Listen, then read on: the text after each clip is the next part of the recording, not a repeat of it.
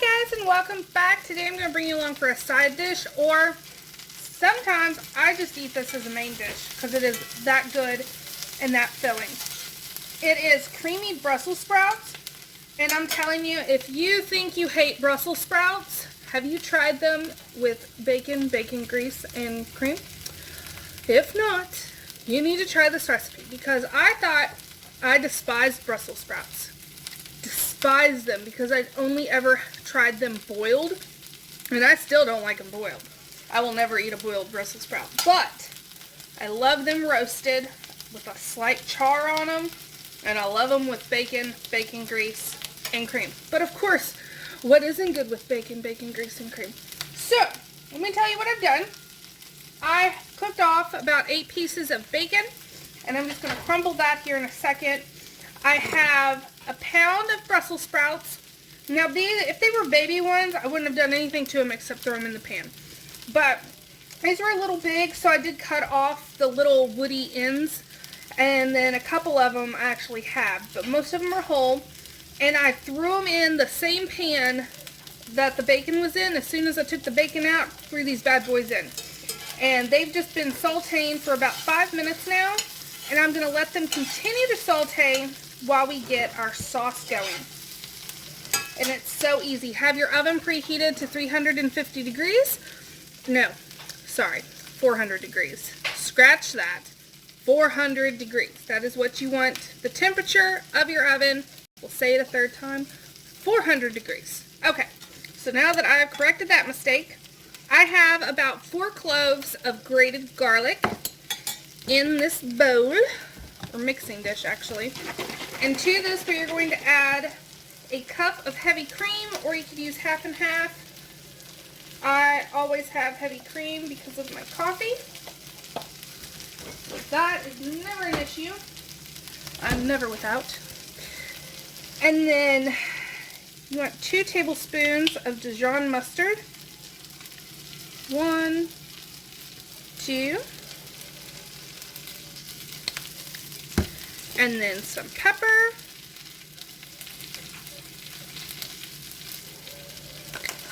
Some salt.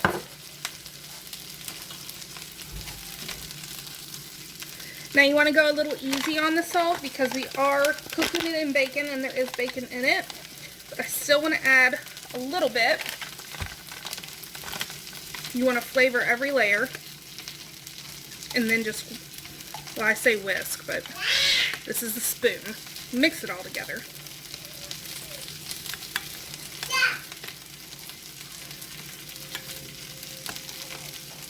Oh, it smells so good. Oh, forgot an ingredient. A pinch of nutmeg. I always like to use nutmeg if I'm cooking with a green.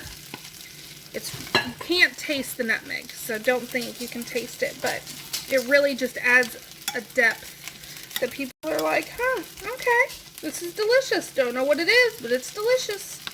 It's nutmeg most of the time. Okay. That looks good. I see. Okay.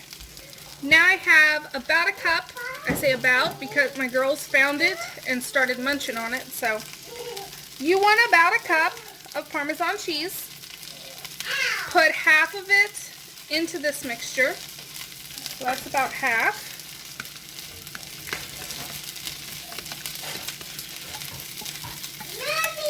And shredding it yourself or grating it yourself is so much more delicious than having it pre-grated in the, I just used the last of one of mine.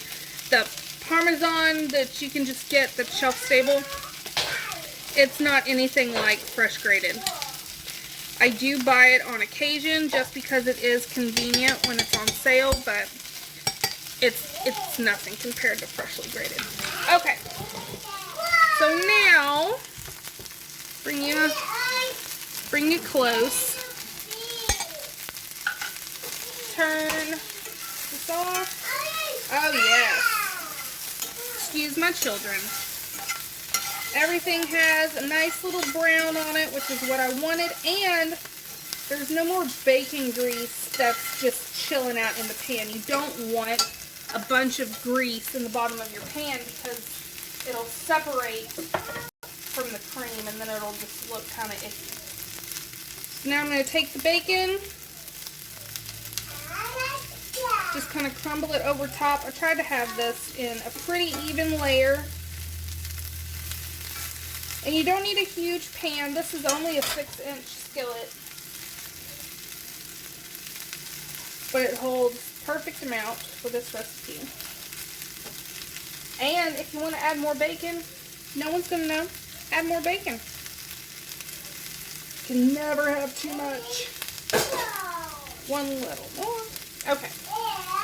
Now pour that mixture right over top.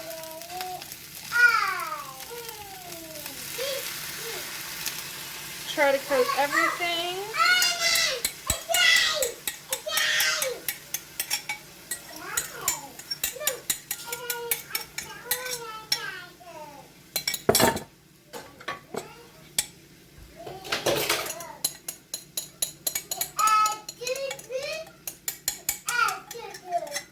Okay, that looks good. And then last but not least, that last of your shredded cheese, sprinkle that right over top. Now this is going to go in our 400-degree oven for about 20 minutes until everything is golden brown.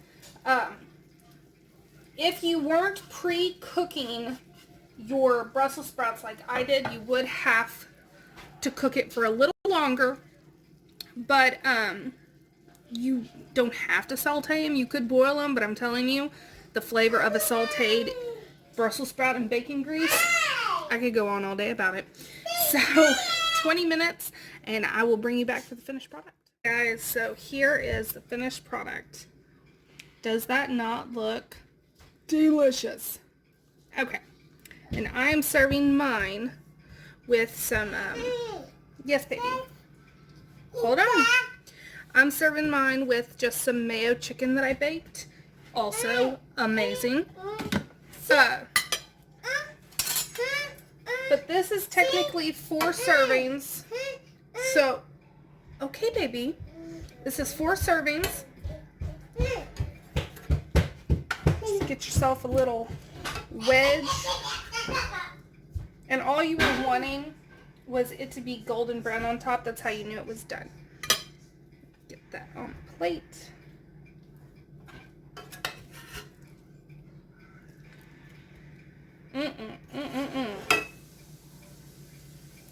Now tell me that doesn't look good.